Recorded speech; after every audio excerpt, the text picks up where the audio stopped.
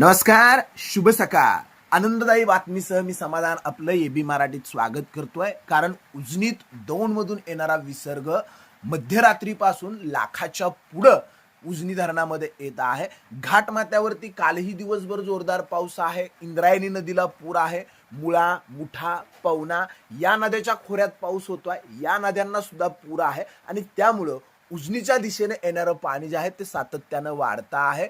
काल सायंकाळी 6 वाजताची आपण अपडेट बघितली तेव्हा उजनीत 54,000 क्युसेकचा विसर्ग होत होता. रात्री 12 वाजता आपण अपडेट घेतली त्यावेळेस उजनीमध्ये 1,04,000 क्युसेकचा विसर्ग जो आहे तो येत होता. तो सकाळी आणखी वाढला. पहाटे 3 वाजता 1,27,000 क्युसेक्स आणि आज सकाळी 6 वाजता उजनीत दौंड येथून 1,45,561 क्युसेकचा विसर्ग हा दौंड येथून उजनी धरणामध्ये मिसळत आहे आणि त्यामुळे उजनीची पाणी पातळी जी आहे ते अत्यंत झपाट्यानं वाढते आहे. मी काल सकाळी सांगितलेलं होतं, काल सायंकाळी सुद्धा सांगितलेलं होतं की उजनी प्लसच्या दिशेने झपाट्याने येणार आहे. मोठा विसर्ग जो आहे तो उजनीमध्ये येतो आहे. काल सकाळी उजनी धरण हे वजा 27.23% इतकं होतं.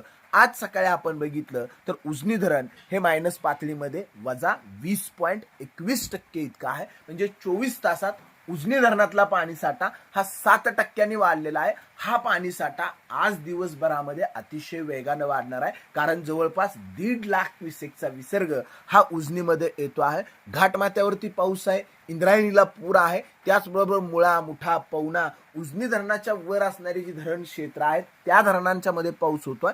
खडकवासला धरणामधून सुद्धा त्या ठिकाणी पाणी सोडण्याची शक्यता आहे आणि त्यामुळेच बंड गार्डन येथून सुद्धा मोठा विसर्ग जो आहे तो कालपासूनच उजनीच्या दिशेने त्याला यायला सुरुवात झालेली आहे. या सगळ्यांचा एकूण परिणाम हा उजनीचा पाणीसाठा झपाट्यानं वाढणार आहे. सोलापूर जिल्ह्यासह पुणे आणि नगर जिल्ह्याचं जलवर्धाने असणारं उजनी कधी भरतं याकडे सगळ्यांचं लक्ष लागलेलं असतं.